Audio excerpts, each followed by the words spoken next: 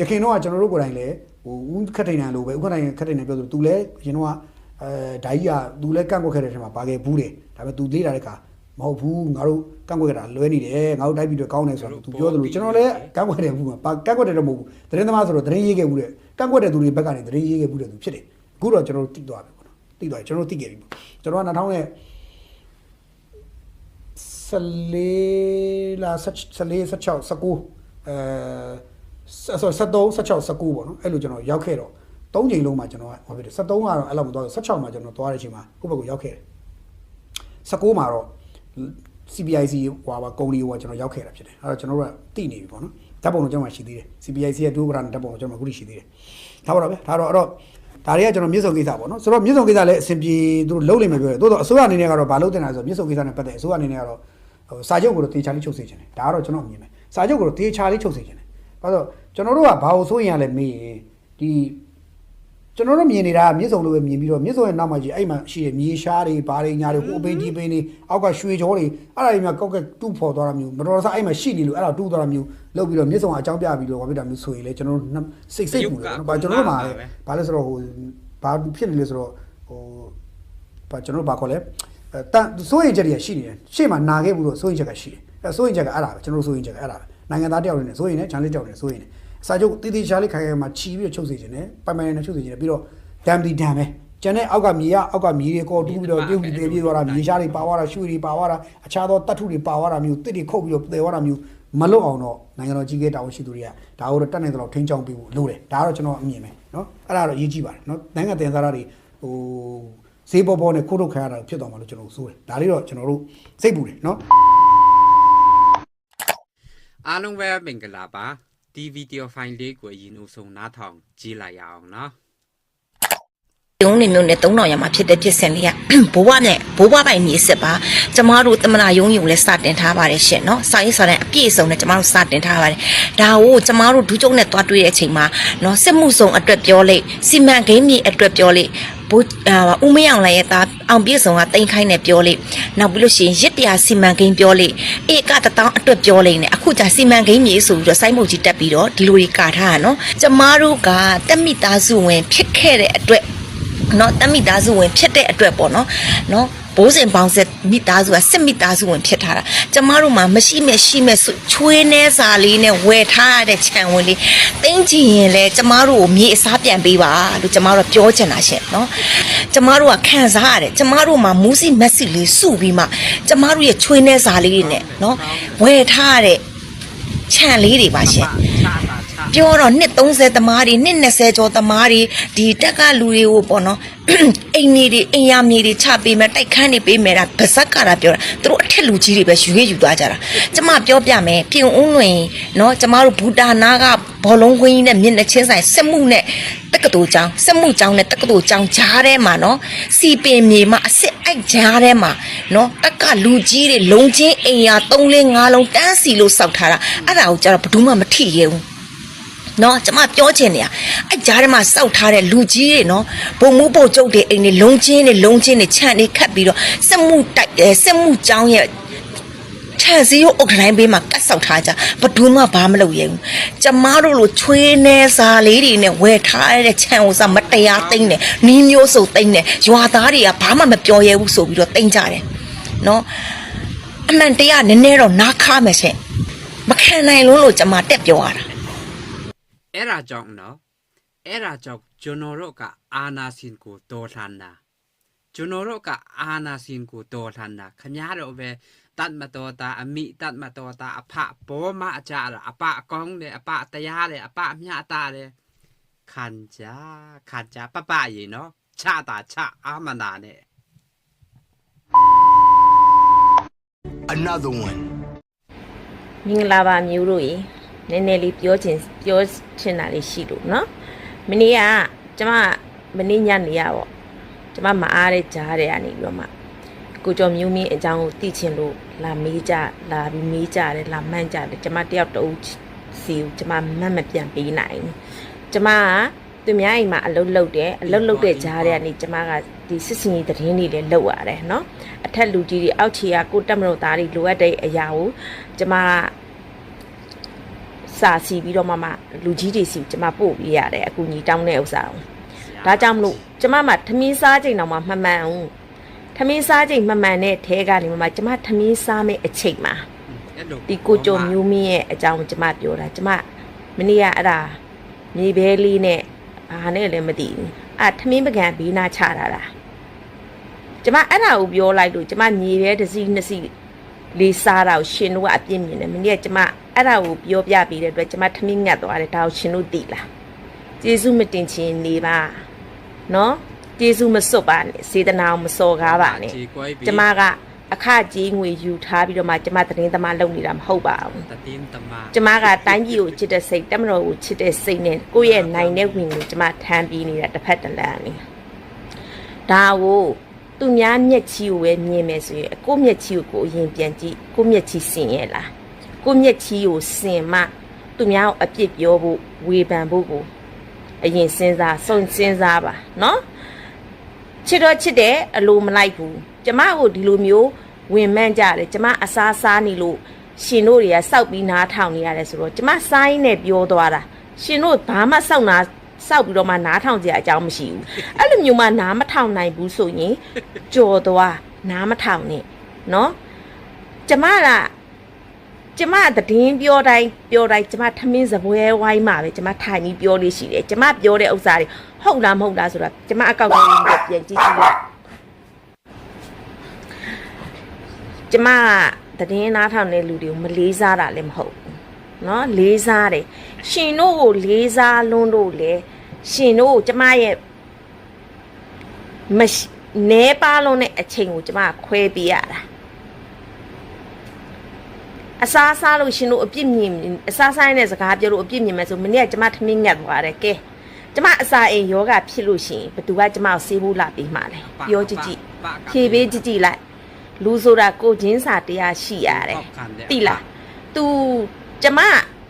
ခါတိုင်းပို့ဒီမှာကျမတော်တန်ယုံဘာမှကျမအစားဆိုင်တဲ့စကားမပြောလို့เนาะမနေ့ကကျမအဲ့ဒီအချိန်ထိ3နိုင်ခွဲ4နိုင်လောက်ရှိနေအဲ့အချိန်ထိကညနေရောက်နေညနေဆောင်တော့ရောက်နေပြီကျမနီးလေစာထမင်းတော့မစားသေးဘူးအဲ့ကျမထမင်းစားမဲ့အချိန်ကိုကျမဖဲ့ပြီးတာစေတနာမစော်ကားပါနဲ့စိတ်ထဲမှာမကောင်းဘူးတိလားကျမရှင်တို့တွေလဲစာတက်တဲ့လူတွေပဲအုံနောက်ရှိတဲ့လူတွေပဲရှင်တို့ကျမရဲ့တည်င်းကိုအမြဲတမ်းဝင်နားထောင်နေဝင်ကြည့်တယ်ဆိုရင်ခါတိုင်းသူ့ဟိုစားအစားဆိုင်ပြောလို့မရှိဘူးဒီနေ့မှသူစားစားတယ်ဘာကြောင့်လဲရှင်တို့ဖြည့်ပြီးတော့တွေးပေးလားဖြည့်ပြီးစဉ်းစားပေးလားဖြည့်ပြီးတွေးကြည့်လိုက်ဖြည့်ပြီးစဉ်းစားပေးကြည့်လိုက်လူတယောက်ကိုအကောင်းမြင်တဲ့စိတ်ကလေးနဲ့ကြည့်ကြည့်ပါစိတ်ချမ်းသာရမယ်နော်နင်းနော်အဲ့လိုမျိုးမှဖြည့်ပြီးမတွေးပေးတတ်ဘူးဆိုလို့ရှိရင်နောက်ဆိုလို့ရှိရင်ကျမဘာမှမပြောတော့ဘူးလေကျမ TikTok ဆော့နေကြအတိုင်းပဲကျမ TikTok ပဲဆော့တော့မယ်เนาะကျမစိတ်ပြင်းမှန်းတဲ့ခါကျရင်ဒါကျမ TikTok လာဆော့တဲ့အကောက်ပါကျမတဲကို follower တွေလုတ်ပေးပါတို့ဘာတို့ညာတို့ဒါမျိုးလဲကျမဘာမှမတောင်းဆိုဘူးဒီ TikTok မှာမဟုတ်ဘူးကျမသတင်းလုပ်နေတဲ့ Telegram မှာတော့မှကျမရဲ့ Telegram အကောက်ကိုတင်အပ်ပေးပါတို့ဘာတို့ညာတို့ဆိုကျမဘဒူးမှလိုက်ပြီးတော့မခရနေဘူးကျမတင်လိုက်တဲ့သတင်းတစ်ခုကိုကြည့်ချင်ကြည့်မကြည့်ရှင်နေကြည့်ရှင်တဲ့လူဝင်ကြည့်လိုက်မယ်မကြည့်ရှင်တဲ့လူကြော်သွားဒါပဲဟိုလောကကြီးမှာနေတတ်ရင်ကျင်တဲ့ဆရာကြီးမနေတတ်တော့မကျင်တဲ့ဆရာနဲ့တိုးမှာပေါ့နော်ကျမရိုးရှင်းစွာနဲ့ပဲကျမဘဝကိုကျမဖြတ်တန်းတယ်အေးဒါကလည်းကိုနိုင်ငံကိုချစ်တဲ့စိတ်တက်မလို့ချစ်တဲ့စိတ်နဲ့ကိုကဓာတ်တွေလုပ်ပြီးညာဒီအစားလေးစားတာကိုအပြည့်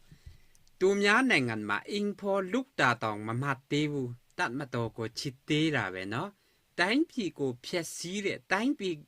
เนาะတိုင်းပြည်ကိုမီးစုတိုင်းပြည်မှာရှိတဲ့တရားစာတာတဲ့အကုန်လုံးကိုတရုတ်ပြည်ကိုထိုးကျွေးတဲ့လူယုမှာစစ်ခွေးအာနာရှင်တွေကိုအင်ဖော်လုရင်းနဲ့တောင်မှထောက်ခံသေးတယ်เนาะနေဆိုရှင်တို့လည်းအစားမစားပဲနဲ့နေကြည့်ရမလားလူတွေလည်းစိတ်တက်ပဲเนาะစိတ်ထဲတော့တကယ်မကောင်းသိလားအဲ့ဒါကြောင့်မလို့ကျမထမင်းစားတဲ့အချိန်တိုင်းကျမထမင်းခဏ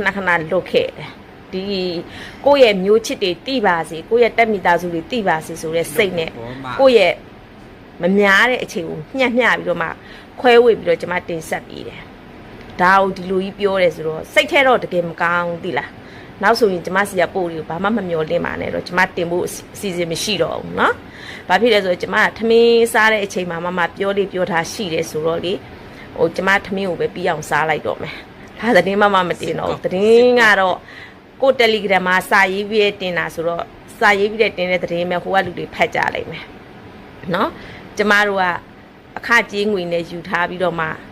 သတင်းတင်ဆက်ပေးနေတဲ့သူလည်းမဟုတ်ပါဘူးလို့နော်ထောက်ပံ့ကြီးတွေအခကြေးငွေပေးတဲ့လူတွေထဲမှာအဲ့လိုမျိုးကောင်းကောင်းလေးနဲ့ပြပြဝဝလေးဖတ်ချင်ရင်အဲ့ထဲကိုသွားနာထောင်ကြည့်ကြပါကျမကဒါကို့အချင်းချင်းတိတင်တာလေးတွေကကိုကမျှဝေပြီးတဲ့သဘောပဲ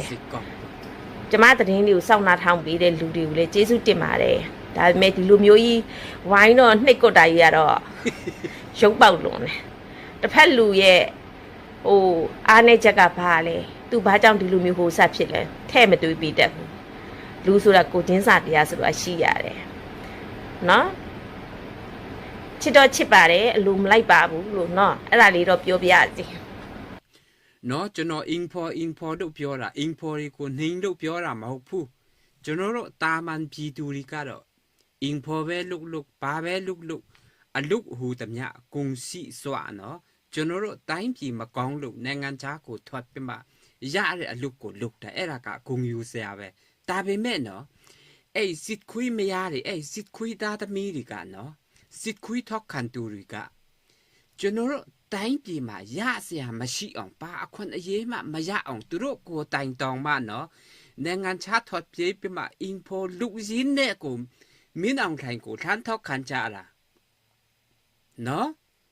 သူတို့အသွေးထဲမှာနော်ကျွန်တော်တို့ပါကြောင့်နိုင်ငံခြားမှာဂျွန်လာခနာလေဆိုရဲမေခွန်လောက်တောင်သူတို့မမေးမိဘူးထင်တယ်နော်နိုင်ငံခြားနေရင်းနဲ့နိုင်ငံခြားမှာဂျွန်ခန်ရင်းနဲ့နိုင်ငံခြားကိုထွက်ပြေးလာရင်းနဲ့မင်းအောင်ထိုင်ကိုထမ်းထောက်ခံကြတာဟာသူတို့ကိုကျွန်တော်အဆုံးပေးတယ်သူတို့ဦးနောက်ထဲမှာပါရှိတယ်လည်းမသိဘူးနော်လူလိုရောသူတို့စဉ်းစားတတ်တယ်လားမသိဘူးကျွန်တော်ကတော့သူတို့အဆုံးပေးတယ်သူတို့ကို Another one ကျွန်တော်လည်းအဲ့ဒီအကောင့်ဟိုတွေ့ရပေါ့နော်တွေ့ပြီးတော့ကြည့်လေ့လာပြတယ်ပေါ့အထူးဖြင့်ဒီကောင်ကဖွင့်လာတာဒီ February 22ရက်နေ့မှာဖွင့်လာတာပေါ့နော် February 22ရက်နေ့မှာဖွင့်တယ်ပြီးတော့ March လ12ရက်နေ့မှာပထမဆုံး post ကိုစတင်တယ်ပေါ့နော်ပထမဆုံး post ကိုတင်မှာကြရရတယ်ဒါရိပ်မိပါပြီနော်ဘာလဲဆိုတော့သူတင်ထားတဲ့ post ရဲ့ခေါင်းစဉ်ကဒါအနာဂတ်မြန်မာနိုင်ငံရေးမှာတပါတီအာဏာရှင်စနစ်ကိုစိတ်ကူးရှင်နေတော့ NUG ဆိုပြီးသဘောတရားကြတယ်ဒါဟာဒီအကောင့်ဟာ NUG ကိုစော်ဖို့ပေါ့နော် NUG ကိုထိုးချဖို့ဆိုပြီးရည်ရွယ်ထားတယ်ဆိုတော့အဲ့ပထမ post မှာလည်းစပြီးတော့ပေါ်တယ်ပေါ့နော်အဲ့ပထမ post မှာသူတို့ကိုဘယ်လို NUG ကဘာညာလုပ်တယ်ဆိုတာအသေးစိတ်တွေရေးထားတယ်ဗျအဲ့တော့ပြီးတော့အခုနောက်ပိုင်းလည်းသူကအခန်းဆက်တွေစောက်တင်နေပြန်ဟုတ်ပေါ့နော်ပြီးတော့နောက်တစ်ခုက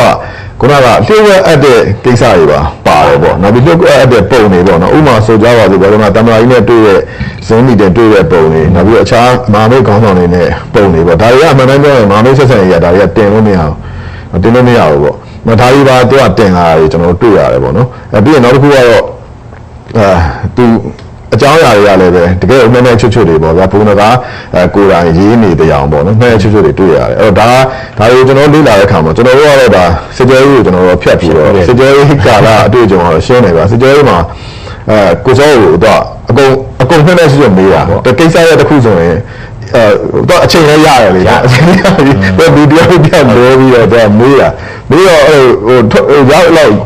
တတိနဲ့ထွက်ရတာပေါ့နော်အစားရစိတ်ကောင်းနေပူပေါင်းမယ်ဆိုရင်ဒီဆိုတော့ပို့ဆိုးတာပေါ့အကုန်တော့ပြောပြတော့တာပေါ့နော်ဟိုကျွန်တော်ကိုကြောက်လည်းအဲ့လိုမျိုးဘယ်ဟာကိုပေးမလဲဘယ်ဟာကိုချမ်းမလဲဘယ်သူကိုကာမလဲဘယ်သူကိုတော့ပြောလိုက်တော့ဗာလို့တော့လုံးဝအရင်တင်းခံတဲ့အခါမှာကြောက်လည်းနည်းနည်းပြဿနာရှိတာပေါ့အဲ့အခုကတော့ကျွန်တော်ထင်တယ်ဘုရားကတော့စေကြောရေးကာလမှာသူ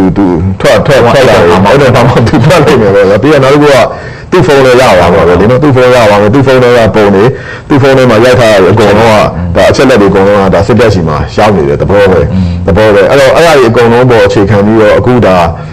အခန်းဆက်ကိုသူကရေးနေ1 2 3 4ဆိုပြီးတော့ဗောနော်ပြီးတော့နောက်တစ်ခုကျွန်တော်ထူးခြားတာအဲ့သူ့ရဲ့ပထမဦးဆုံး post မှာလေခုနကFebruary 22မှာဖွင့်ပြီးတော့ March 17ရက်နေ့မှာ March 12ရက်နေ့မှာတင်တဲ့ post က share 300ကျော်တယ်ဗျအဲ့ဆိုတော့ကစစ်တပ်ကစနစ်တကျကိုဒီအကောင့်ကို ကင်ပြီးတော့ဘုံနဂါအတင်ပေါ့ဗျာဘုံနဂါလည်းပြီးတော့ဆောင်ရနေတာဖြစ်နိုင်ပါတယ်သူလည်းပဲဒီထဲမှာသူကိုယ်တိုင်ဘယ်လိုရေးလိုက်တယ်ဘယ်လိုလုပ်လိုက်တယ်ဆိုတာမျိုးတွေပြောတာမြင်းစည်းနေတယ်ပေါ့အဲ့တော့သူကတော့တေးကြတယ်စစ်တပ်လက်ထဲမှာပဲရှိတယ်ဒါပေမဲ့စစ်တပ်နဲ့ဘယ်လောက်အတိုင်းတာပူးပေါင်းနေလဲမပူးပေါင်းလဲဆိုတော့ကျွန်တော်တို့လည်းတေချာတော့မသိဘူးပေါ့နော်ဒါပေမဲ့ဒီအကောင့်ကိုအတိအကျပြောနိုင်တာတော့စစ်တပ်ရဲ့အလိုကြပေါ့နော်အကြမ်းဖက်စစ်တပ်ရဲ့မင်းအောင်နိုင်ကိုအကြမ်းဖက်စစ်တပ်ရဲ့အလိုကြဒီတော်လှန်ရေးကိုထိုးခွဲဖို့ NUG ကိုထိုးချဖို့နောက်ပြီးကျွန်တော်မဟာမိတ်တွေတော်လှန်ရေးအင်အားစုတွေချင်းချင်းကြားထဲမှာကျွန်တော်တို့ပြဿနာတွေတက်ဖို့ကိုရည်ရွယ်ပြီးတော့ဒါလုပ်တဲ့အကောင့်ကိုကျွန်တော်ကတော့နားလေအဲ့တော့တော်တော်ပြောရရင်တော့ဗျာစေအုပ်စုရဲ့စိတ်သက်စစ်စင်ရေဘာသာဖြန့်ကြည့်ရရန်နေရတဲ့ကအစိပ်ပိုင်းတစ်ခုဆိုတာကိုကျွန်တော်ကတော့ပြောချင်တယ်အဲ့ဒီမှာနောက်တစ်ခုရှိတာတော့ဗျာစစ်တပ်ဘက်ကလည်းသူတို့6800ဇာတ်တွေခြားတဲ့သူတွေကတော့အမှဝိုင်း share ကြတာတွေပါလေ comment ရေးကြတယ်ကျွန်တော်လည်းတွေ့ပါတယ်အဲ့ဒါအပြင်နောက်ထပ်အုပ်စုတစ်ခုကဘာရှိလဲဆိုတော့ဘုံနဂါကိုပြန်ပြီးရရှင်းတန်းလာစေခြင်းအထူးနဲ့ရရရှိနေတာဟုတ်နော်ရှိနေဘာလဲဆိုလင်းဟယ်လီကော်ပတာကြီးတက်သွားတော့မှမယုံနေတာရှိပြီးတော့ဘုံနဂါတော့ပြန်လာတယ်လို့ပါလို့ပေါ့နော်အဲ့လိုလူတွေအုပ်စုကလည်းရှိတယ်ဒါပေမဲ့သူတို့ကလည်းမနိုင်ဘူးဘုံနဂါကိုချစ်လုံးလို့မဟုတ်ပါဘူးဘယ်လိုခေါ်မလဲဘုံနဂါကိုပြပြီးတော့တစုံတရာလုံစားလို့ရနိုင်တဲ့အခြေအနေမျိုးကိုပြန်ပြီးတော့မျှော်လင့်တဲ့သဘောတွေရှိမယ်ထင်ပါတယ်နော်အဲ့ဒီကြောင့်ဟိုပြည်သူတွေအနေနဲ့မဝေဝါးကြဘူးပါဟုတ်ပါနော်စစ်တပ်လက်ထဲမှာပဲသူရှိနေတယ်စစ်တပ်အလိုကြဒီအကောင့်ကလည်းပဲစစ်တပ်အလိုကြဘုံတော်ကိုလည်းပူးပေါင်းဆောင်ရနေတာလည်းဖြစ်နိုင်တယ်စစ်တပ်အလိုကြတော်လှန်ရေးကိုဖြိုခွဲဖို့အတွက်စနစ်တကျသူတို့တွေလုပ်နေတယ်ဆိုတာကိုကျွန်တော်သုံးသပ်မိသလောက်တော့အဲ့လိုမျိုးတွေ့ရပါတယ်ဗျဟုတ် Another one. ဘောင်နံပါတ်ဘောမှာတဲ့သတင်းမီဒီယာထဲမှာလက်ချိုးရည်တွဲလို့ရတယ်အဲ့လက်ချိုးရည်တွဲလို့ရတဲ့ထမှာမှအပြောကောင်းကောင်းနဲ့အောင်မြင်မှုတစ်ခုကိုလည်းလက်ချိုးလို့ရတယ်နော်လောက်မှမရှိဘူးအဲ့တော့ဒီမျိုးကလေးစီအစိုးရပေါ့ဗျာအစိုးရအသစ်ပေါ့နော်ဒီမျိုးကလေးစီအစိုးရတင်မှာဝေဖန်ထောက်ပြမှုတော့ခံနိုင်ရှိဖို့လိုအပ်တယ်လို့ဦးစင်းတော့တုံးတက်ချင်ပါတယ်ဗျာနော်တုံးတက်ချင်ပါတယ်အားကြောင့်ဦးစင်းကမရတရားလို့ပဲပြောတာပါနော်ဒီမိုကရေစီမရတရားဆိုတဲ့အကြောင်းလေးပဲခဏခဏပြောပြပါတယ်ဗျာနော်ဒါလေးဦးစင်းတို့လည်းမပန်ဘယ်နေ့လဲလို့မျောနေရတာဗျာနော်အားကြောင့်ဦးစင်းလည်းဒါနားထားတယ်ပေါ့နော်နားထားတယ်ဆိုတာကဒီစေးရလေးတွေမှာပြောတဲ့အခါမှာတစ်ခါတလေတော်တော်ကြီးအကုလို့ဖြစ်တယ်ဗျအကုလို့ကြီးတယ်ဗျနော်မမအကုလို့ကြီးတဲ့အခါမှာပြောလိုက်လို့ရှိရင်တော့ကြီးမှာညှိစွန်းတာရှိတယ်ဗျနော်အားကြောင့်မလို့တစ်ခါတလေကျတော့အနာပေးတဲ့သဘောပါပဲဒါလေးကတော့အားလုံးပြည်သူပြည်သားများအားလုံးလည်းသိအောင်ဒါပြောခြင်းဖြစ်တာပေါ့နော်အဲ့တော့စစ်မှုထမ်းနဲ့ပတ်သက်ပြီးလဲဒီကဲရှိအနေနဲ့မင်းမန်းနဲ့တူရောတကယ်တော့ဖုန်းယူဝင်နဲ့ဆွဲသွားတာလားဆိုတော့အဖြေရှာဖို့လိုပါတယ်နော်မျိုးမင်းကဦးကျော်မျိုးဝင်းတရင်တွေကိုကျုပ်တို့ကကြိုက်တယ်ဗျလက်ခံအောင်လည်းရတယ်ဗျဟောအမှန်တရားလေးတွေပြောဒီပြူတွေရဲ့အခက်အခဲလေးတွေကိုသူပြောတတ်ဆိုတတ်တယ်လက်ခံနိုင်တဲ့မီဒီယာဓမ္မပေါ့နော်မီဒီယာဓမ္မနိုင်မီအတွက်တကယ်လိုအပ်တဲ့မီဒီယာဓမ္မပဲနော်ဘယ်ဟာနဲ့ညှိသွားလို့ဘယ်ဟာနဲ့ခေါ်ယူမင်းများနော်ခေါ်ယူမင်းများနဲ့လုံးဆိုတော့ဦးဇင်းတို့လည်းမပြောတတ်ဘူးနော်ဒါခေါ်ယူမင်းများနဲ့အဆင့်လောက်ပဲရှိမယ်လို့ဦးဇင်းတို့ကတုံ့တက်မိပါတယ်ဒါပဲလေဖမ်းမဖမ်းချင်းကမနေ့ကတူတူစီကဒကမတရားကိုဆက်တွယ်မင်းများကြည့်လိုက်တော့ဘာပြောလဲဆိုတော့ရုံးမှာတော့ဖုံဖုံဘာတဲ့မှမကြောက်ဘူးဗျာတပည့်တော်မှဖုံးဆက်ပြီးတော့လှမ်းမေးလိုက်တယ်တဲ့ရုံးမှာတော့ဘာတဲ့မှမကြောက်ဘူးဆိုကြတဲ့ရတာခေါ်ယူမင်းများနဲ့အဆင့်တော့ရှိတော့ပါတယ်နော်ခေါ်ယူမင်းများနဲ့အဆင့်တော့ရှိတော့ပါတယ်ခေါ်ယူမင်းများနဲ့အဆင့်တော့ပဲသွားမှာပါဖိုင်းနဲ့အဆင့်တော့သွားမယ်မထင်ပါဘူးဗျာနော်ဒါကိုကျော်စိုးတို့လည်းခေါ်ယူမင်းများခံရတာရှိတာပဲကိုကျော်စိုးကိုကျော်မျိုးမင်းတော့မပြောနဲ့ပေါက်ကိုတော့လည်းခေါ်ယူမင်းများခံရဘူးလားပဲနော်ဝါတွင်းဆိုလို့ရှိရင်နောက်တော့ကိုဟုတ်လားကိုတော့တတ်မတော်သားကြီးထောက်ခံပြီးတာဝိုင်းရံပြီးတာအများအားတတ်မတော်သားကိုချစ်ပြီးတာပဲအဲ့တော့ရဟန်းဆိုတော့ဖမ်းရတဲ့သူလည်းအပြစ်ရှိတယ်ပေါ့နော်ဝါတွင်းဆိုရင်တော့ဝင်ကြီးနဲ့ဖမ်းလိုက်ရင်တော့ဖမ်းလိုက်တင်ကန်းချွတ်လိုက်ရင်တော့လူဖြစ်သွားတာဟုတ်ရနော်လူလည်းအကုလို့တော့နည်းနည်းဟွာပေါ့လားခေါ်လို့ရှိရင်လည်းဟုတ်လားလားခေါ်ရင်တော့နော်အဲ့တော့ဘာပြောပါဒါကိုကျော်မျိုးမင်းတို့လိုတန်မိုးရှိတဲ့သတင်းမီဒီယာဓမ္မတွေတိုင်းပြည်အတွက်လိုအပ်တဲ့သတင်းမီဒီယာဓမ္မတွေကိုတော့တကယ်လို့ခေါ်ယူမင်းမြန်းနဲ့ဆိုလဲခေါ်ယူမင်းမြန်းနဲ့အစင်းနဲ့တင်ပြီးသွားပြီးမှပြန်လွတ်တင်တယ်လို့ဦးဇင်းတို့ကတော့တုံးတက်ချင်တယ်။ဟောကျော်မျိုးမင်းကလူတော်တယောက်လေလူတော်တယောက်ဦးဇင်းနဲ့လဲဒါသူစကားတော့ဟုတ်တိပတ်တီတော့မပြောဘူးပေါ့တခါလေသူနဲ့ဦးဇင်းနဲ့ချင်းတင်အောင်ပြောတဲ့အစ်စ်မှာပဲဒါပေမဲ့ဒါပုဂ္ဂိုလ်ကြီးကပြောတဲ့အစ်စ်နော်ပုဂ္ဂိုလ်ကြီးကပြောတဲ့အစ်စ် လက်ခံနိုင်တဲ့ကျွန်တော်လက်ခံနိုင်တဲ့ဦးစင်းတော့အောင်တရင်တင်ဆက်တဲ့အခါမှာကိုလည်းသူ့ဖန်ဖြစ်နေရလေဗျာသူပြိတ္တဖြစ်နေသူဟာလေးနားထောင်ဖြစ်တော့နော်ဘောင်နံပါတ်ဘောမှာလည်းတရင်မိကြတယ်မှာလက်ချိုးရည်တွဲလို့ရတယ်အဲ့လက်ချိုးရည်တွဲလို့ရတဲ့ထက်မှာအပြောကောင်းကောင်းနဲ့အောင်မြင်မှုတစ်ခုကိုလည်းလက်ချိုးလို့ရတယ်နော်လောက်မှမရှိဘူးအဲ့တော့ဒီမိုကရေစီအစိုးရပေါ့ဗျာအစိုးရအသစ်ပေါ့နော်ဒီမိုကရေစီအစိုးရတင်မှာဝေဖန်ထောက်ပြမှုတော့ခံနိုင်ရှိဖို့လိုအပ်တယ်လို့ဦးစင်းတော့တုံးတက်ချင်ပါတယ်ဗျာနော်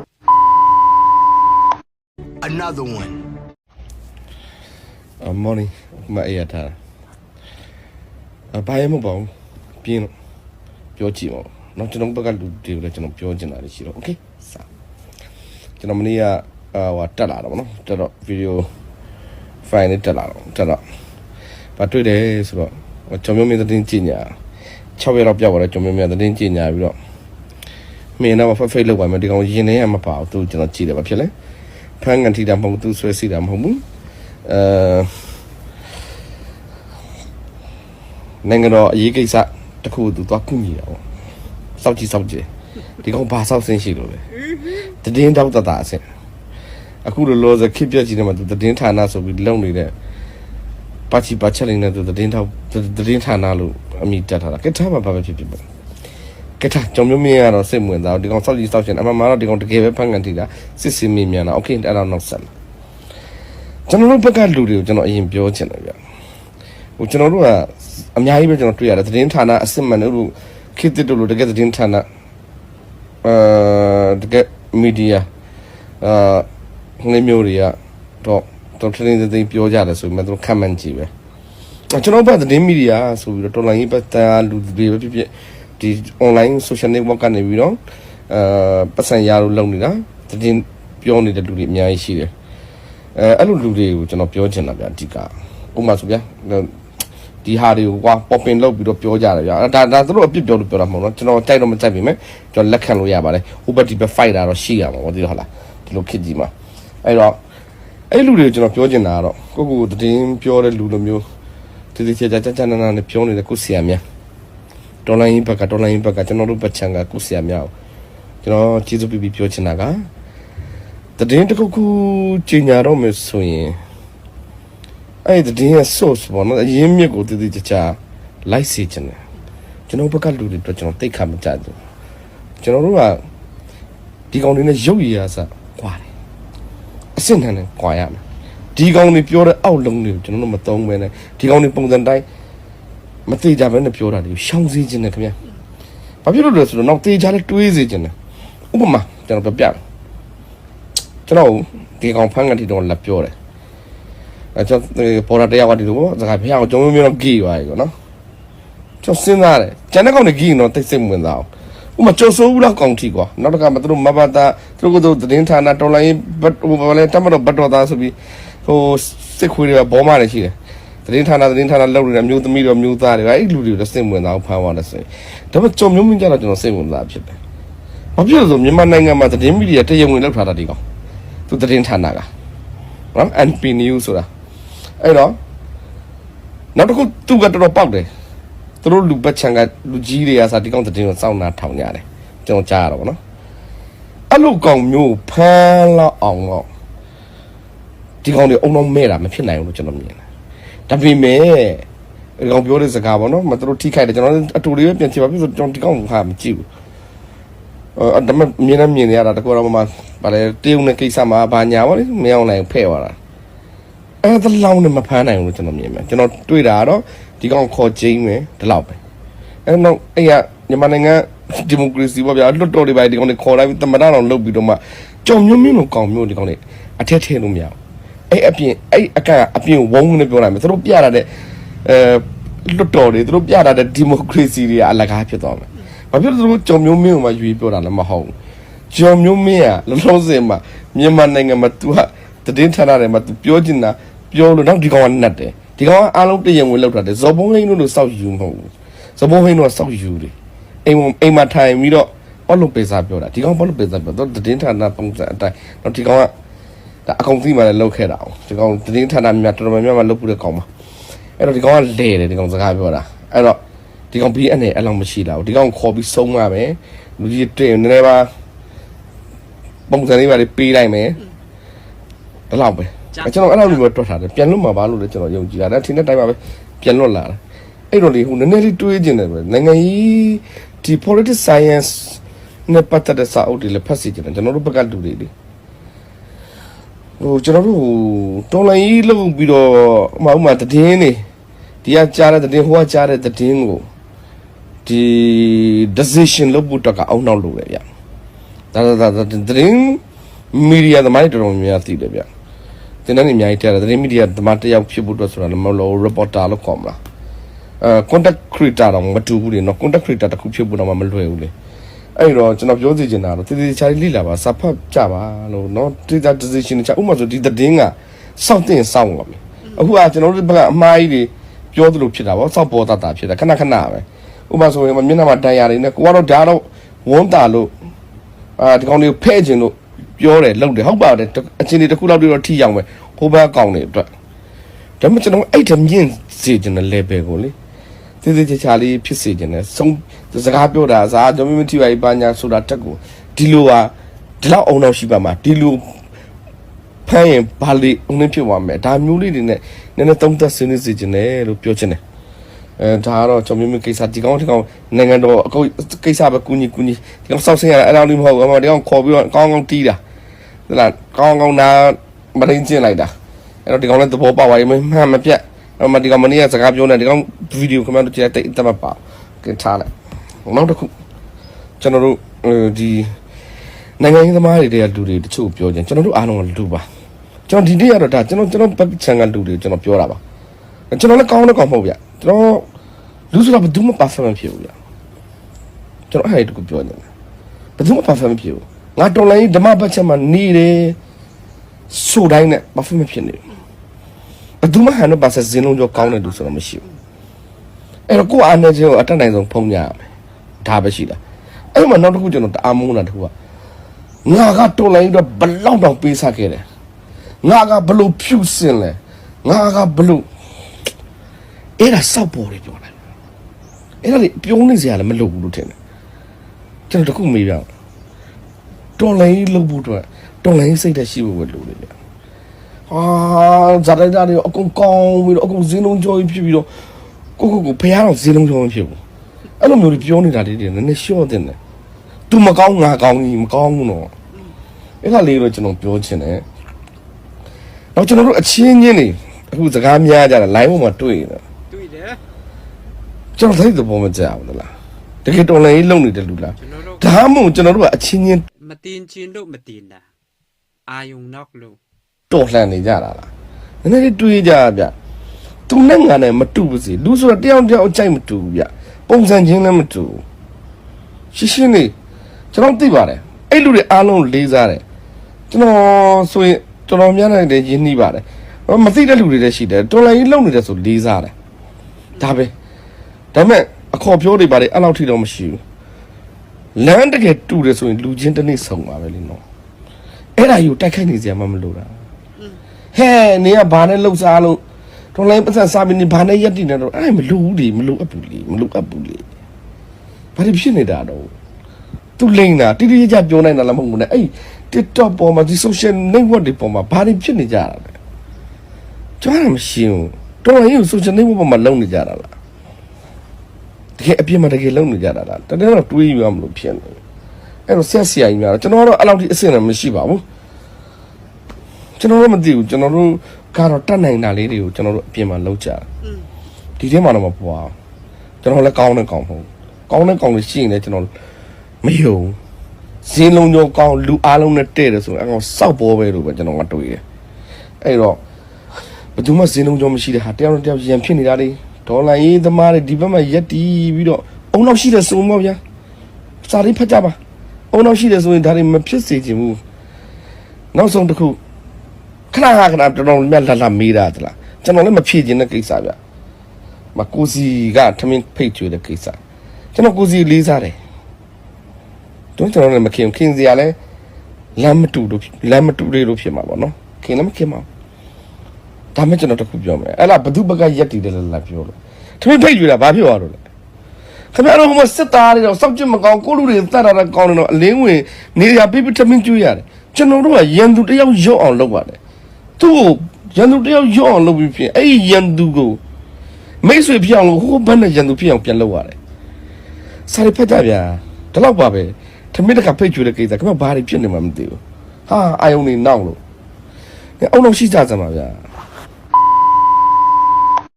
Another one.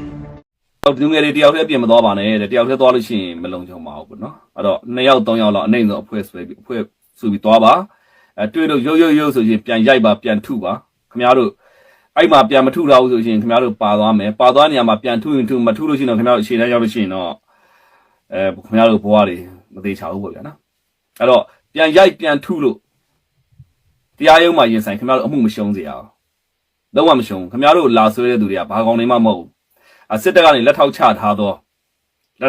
သူတွေဒီလူတွေဆွဲတာဆွဲတဲ့အခါမှာဒီလူတွေကိုခမားတို့ပြန်ရိုက်ရင်ရိုက်မရိုက်လို့ရှိရင်တော့ခမားတို့ပါသွားမယ်ပါသွားရင်ခမားတို့စုဆောင်ရေးကိုပို့မယ်စုဆောင်ရေးမှာချုပ်ထားပြီးခမားတို့မှာခမင်းနေဖြစ်တယ်လို့ခမားတို့ကျွေးမှာပေါ့ဗျာနော်ကျွေးမှာကျွေးပြီးတော့လို့ရှိရင်တော့ခမားတို့ကိုရှင်းတန်းပို့မယ်ရှင်းတန်းရောက်တော့ဒီရှင်းတန်းရောက်သွားတဲ့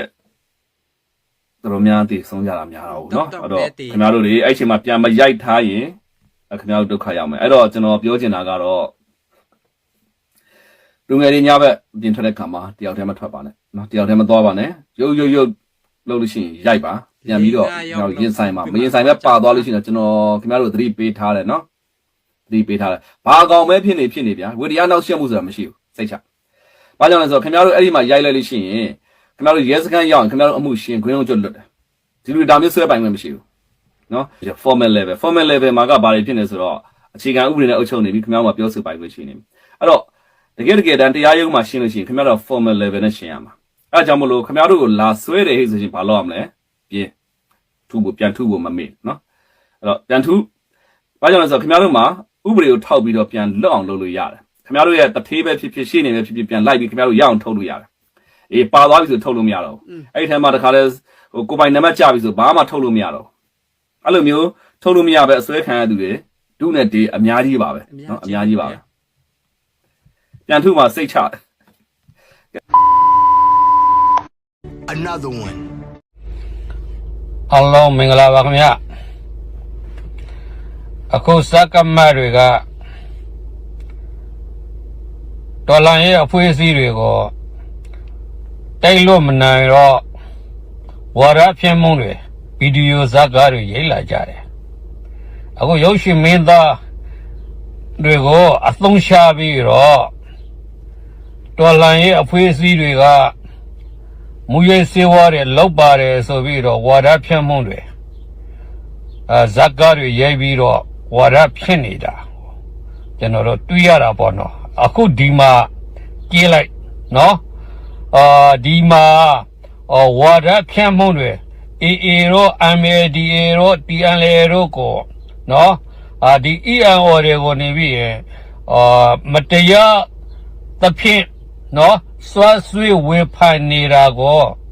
တခြားလာသုံးသပ်ကြည့်လိုက်ပါအမျိုးတော့ တိုင်းနာလက်နက်ကန်အချို့ရဲ့မူရစ်စေဝါထုတ်လုပ်မှုကနေစီးပွားဖြစ်နေတာကိုအားကြပြီးတော့ခြားလက်နက်ကန်အဖွဲ့တော်တော်များကမူရစ်စေဝါကိုထုတ်လုပ်ဖို့ဖြန့်ဖြူးရောင်းချဖို့လုပ်နေကြပြီးခဲ့တဲ့တပတ်ကရန်ကုန်ဦးထွတ်မြတ်လမ်းမှာဖမ်းမိတဲ့အေးလက်နက်ကန်အဖွဲ့ရဲ့ဂွင်းဆက်ကရှမ်းပြည်နယ်ထဲမှာရှိတဲ့ဒီလက်နက်ကန်တောင်းကျမ်းသူအဖွဲ့ကအစပြုတာပဲဖြစ်တယ်အထူးသဖြင့် MMDAA အဖွဲ့ပဲဒီအဖွဲ့ကဟိုးအရင်ဘကပဘဝကလေးကဘိန်းဆိုင်ဘိန်းချက်ပြီးတော့ရက်တီလာခဲ့ကြတာအခုလက်ရှိလူလုံးမူးရစ်စေဝါအထိပဲသူကဒါတွေကိုချက်ပြီးလို့ရှိရင်သူ့စီကနေပြီးတော့တခြားလက်နက်ကန်တောင်းကျမ်းသူတွေကိုလက်ကားဖြန့်ပေးပြီးတော့ပြည်တွင်းနဲ့အရှေ့လေပိုင်းနိုင်ငံဥရောပနိုင်ငံတွေအထိပို့ပေးနေတာဒါကိုလည်းကုလသမဂ္ဂရဲ့အစီအမံစာမှာပါပြီးသားပဲပါလေဒီ MMDA အဖွဲ့ခေါင်းဆောင်ဖုန်ကြားရှင်နဲ့သူ့သားဖုန်တာရှင်တို့ကိုလည်းအမေရိကန်နိုင်ငံမူရစ်စေဝါတားဆီးနှိမ်နင်းရေးအုပ်ချုပ်မှုအဖွဲ့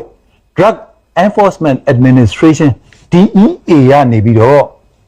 ဒီမူရစ်ရာဇာစည်းနဲ့မှာထည့်သွင်းထားပြီးသားဖြစ်ပါတယ်ပြောရမယ်ဆိုလို့ရှိရင်ဒီ MMDAA